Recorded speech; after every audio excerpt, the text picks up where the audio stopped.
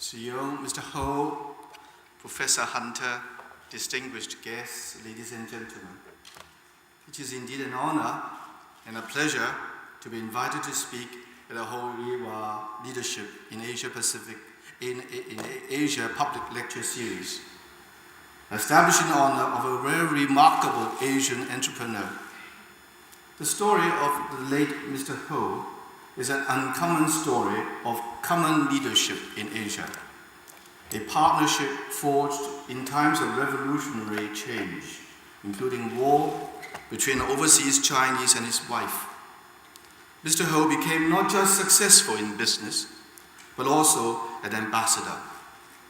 He was very much a family man and a father of a remarkably talented family. It is because of overseas Chinese entrepreneurs like him who recognized the importance of grooming human talent that we see all the smiling faces of SMU undergraduates, young people who are not just the future leaders of Singapore, but also future leaders in the Asian century. We all have noticed that leaders from the Asia Pacific region have converged on Singapore for the annual APEC get-together.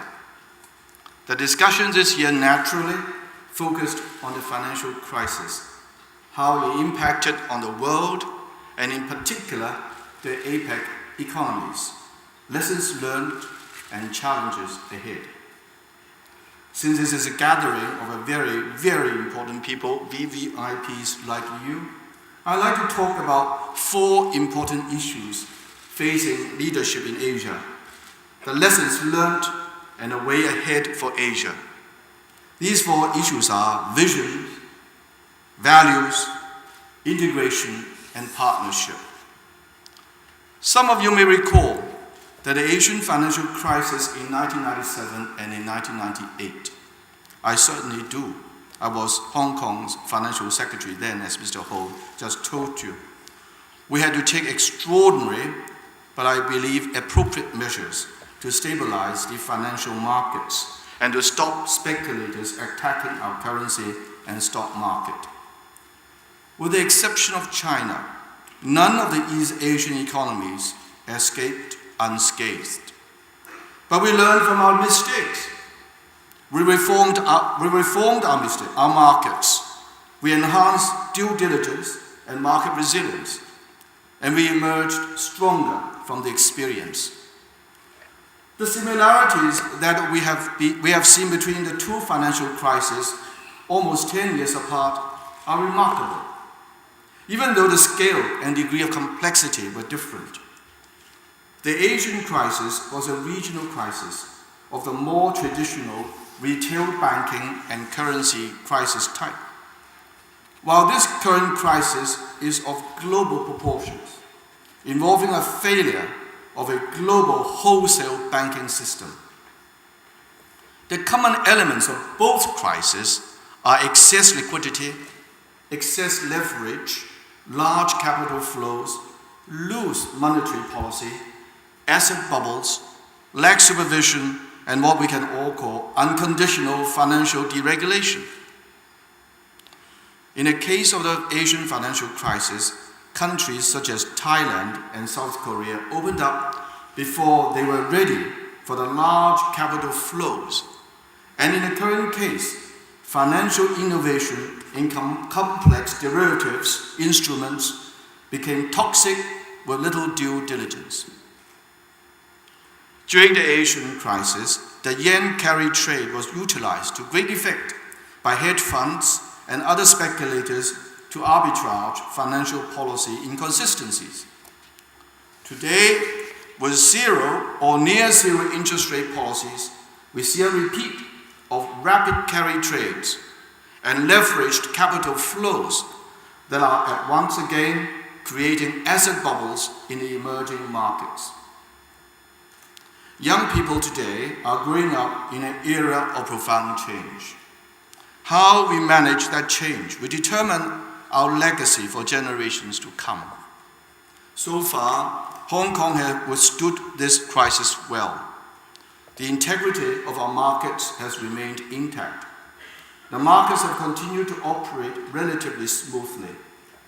Not one bank has needed a government bailout. Our financial systems remain resilient. We haven't seen people walking away from their homes and mortgages. And unemployment and bankruptcies have not skyrocketed like they did 10 years ago. We realized also that the flip side of a crisis can be opportunity. A decade ago, we dug deep to look at ourselves, warts and all, to examine what went wrong, to make sure we didn't make the same mistakes again. That's what has protected us from a systemic failure during the current maelstrom. And that is what we need to do again now, because already we are starting to see alarming trends that could once again put Asia at the risk of liquidity flush and asset market bubbles. The key question we need to ask ourselves are, what are the key challenges and opportunities that we face in Asia? We are now at one of those crucial intersections of history, where a global realignment of economic power and influence is taking place. The opening up, reform, and modernization of India and China will have an enormous impact on the global economy. However, the world has become much more complex because of demographic forces. Global climate change and other dynamic forces could change past economic equations dramatically. The rise of the internet has flattened global structures.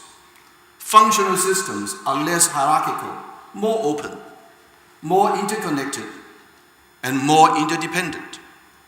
Society is clamoring for greater inclusiveness, more equality, and less social disparity. At the same time, fundamentalism, terrorism, crime, and corruption are issues that citizens care about deeply.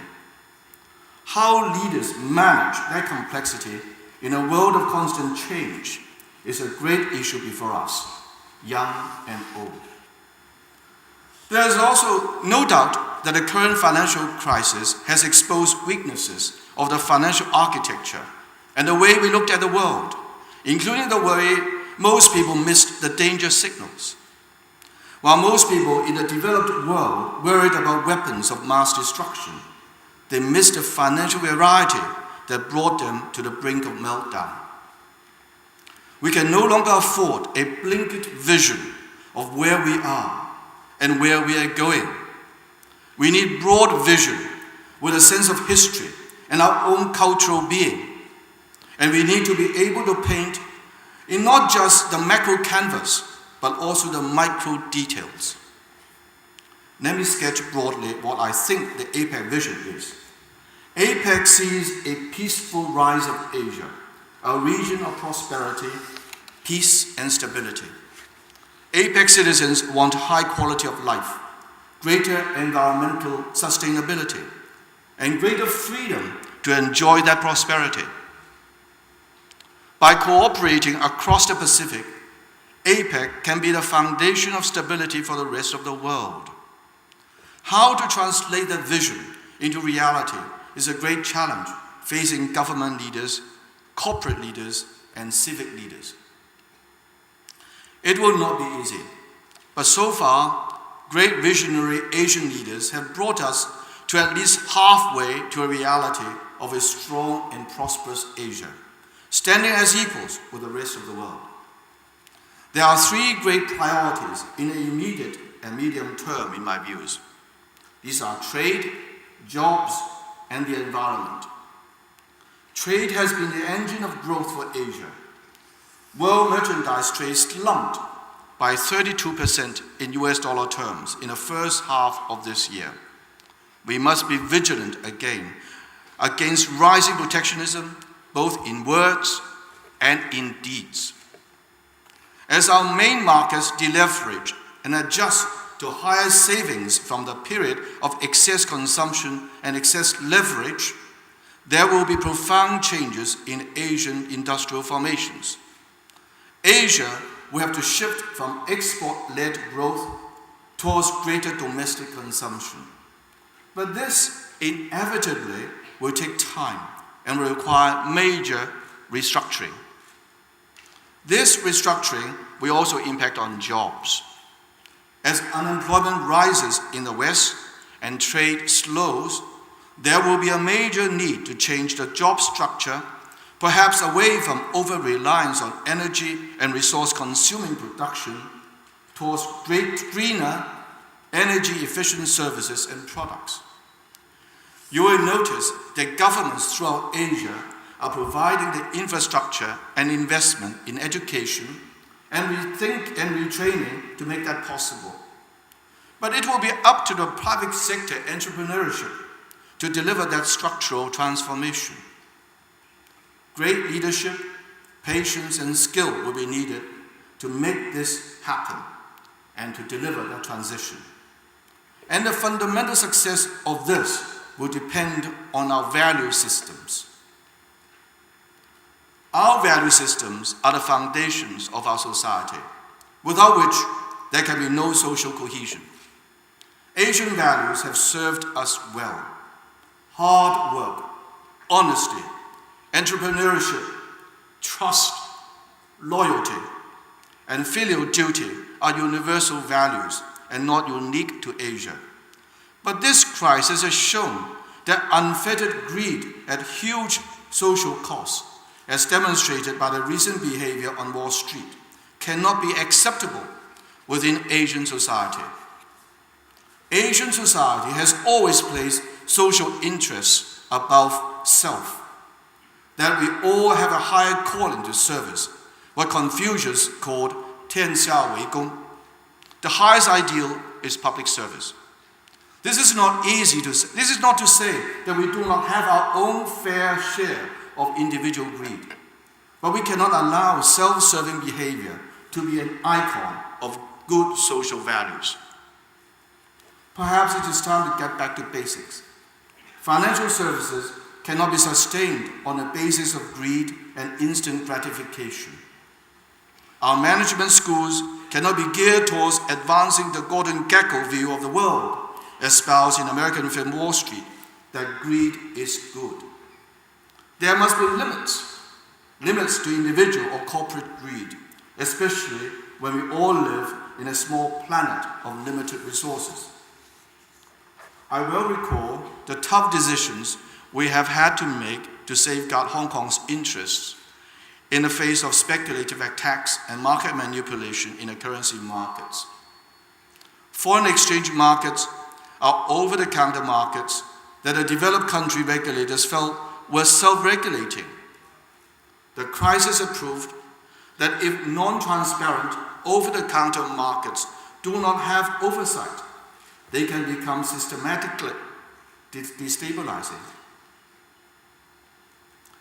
Recent events in Wall Street have proven that insider trading, market manipulation, self-serving short selling, and conflicts of interest, all issues we complained bitterly about 12 years ago, are finally receiving the much-needed attention from financial regulators, because it is happening in their home markets, not some overseas emerging markets. We are all in the same boat, and we must act together to stop egregious behavior destroying the foundations of our markets. Financial markets are all about services and integrity. Where is the integrity when the banks place their own individual interests above those of the customers? Allow me to move on from integrity to integration. Asia is becoming more and more important as a region, while at the same time more integrated within itself and with the rest of the world. For historical reasons, we were divided by colonial history and regional conflict. But trade has become the integrating factor, with intra-Asian trade now accounting for about 55% of the total Asian trade. Intra-regional foreign direct investment accounts for 60% of the region's total. So we are truly investing in each other's future. But intra-regional financial integration is lagging. We are more financially integrated with London and New York than we are with each other. East Asian economies are net exporters of capital and have placed our surplus savings in the West. Perhaps it is time to put some of those savings to work in our own backyard. The current crisis highlighted in stark detail the extent to which all of our economies are linked together. It has made us much more interdependent and also much more vulnerable when crucial parts of our networks experience trouble. Who would have thought that a securitized mortgage of an overstretched homeowner in Miami would have such a huge impact on an exporter of IC boards in Singapore, or photocopiers in Japan, or lorry drivers in Hong Kong? That's what happened. And now we need to look for ways to prevent that from happening again. Thanks to our self-insurance in the form of higher foreign exchange reserves and the lessons learned from the last crisis, we are more ready for this tsunami. Thankfully, the economic fundamentals in Asia are much better now than they were 12 years ago, but there is no room for complacency.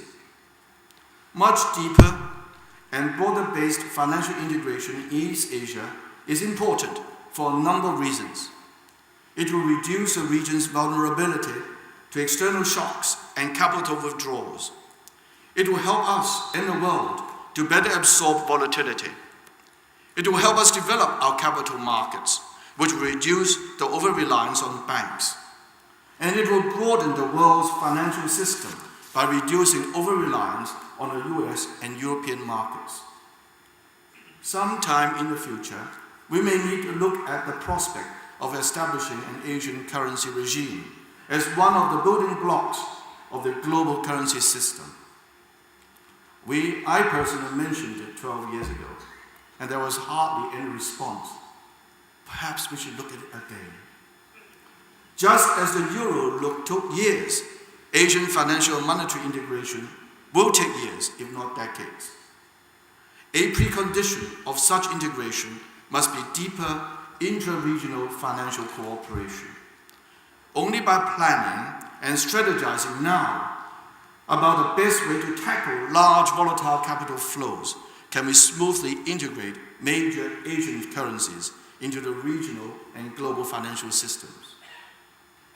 Clearly, the right way forward is to build what is non-controversial Asian financial infrastructure based on global best practices and standards.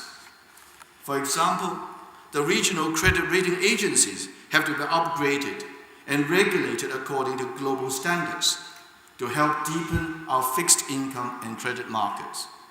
And we would not like to see them have the conflict of interest and misleading ratings that we have seen for complex derivative products in the recent past.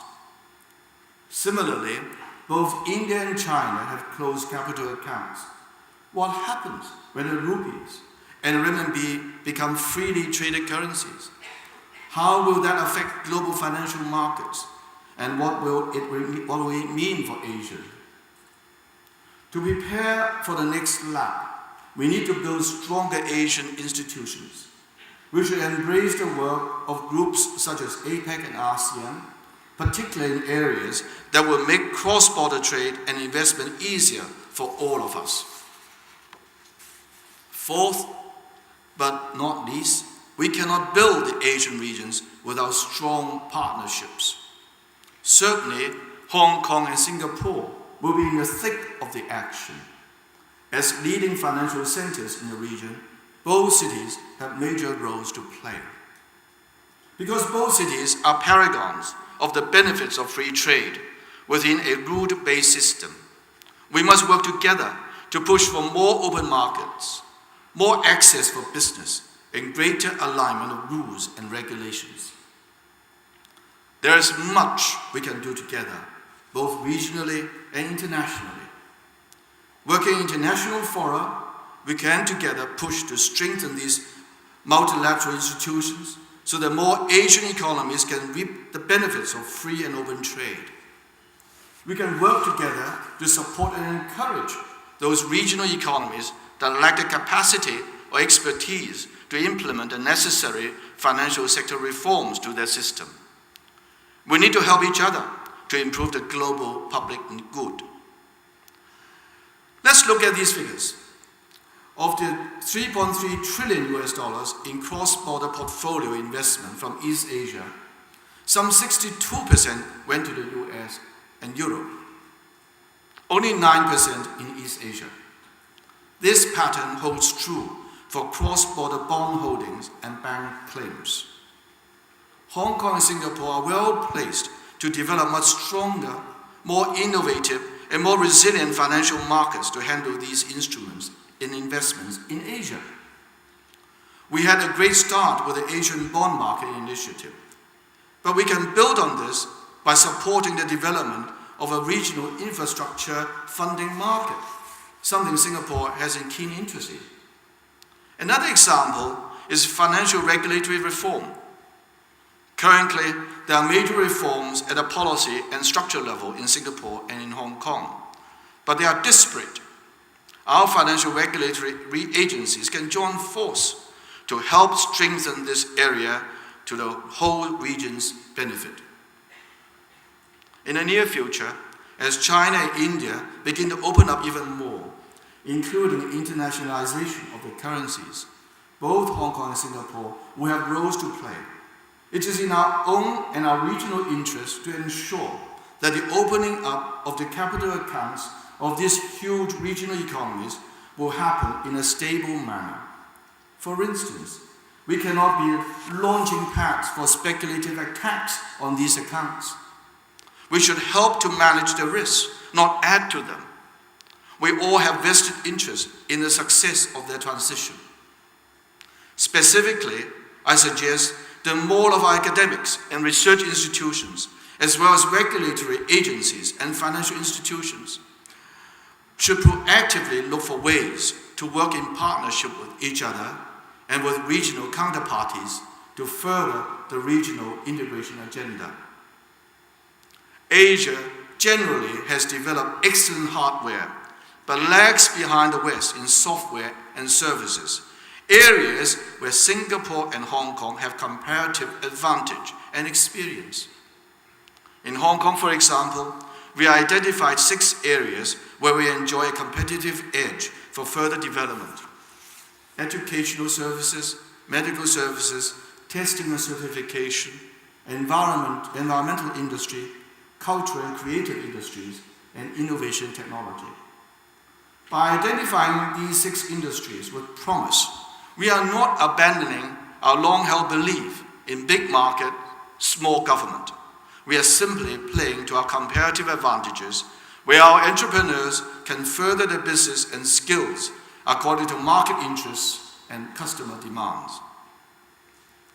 Ladies and gentlemen, whether Asia makes it to the next level, despite our enormous potential, must be a collective effort. No Asian economy can do it on its own. Hong Kong and Singapore, as 2 leading cities in the region, should work together with our partners in the region to ensure that we build a successful Asian century. None of us want to be witness to a century of lost opportunity. Thank you very much.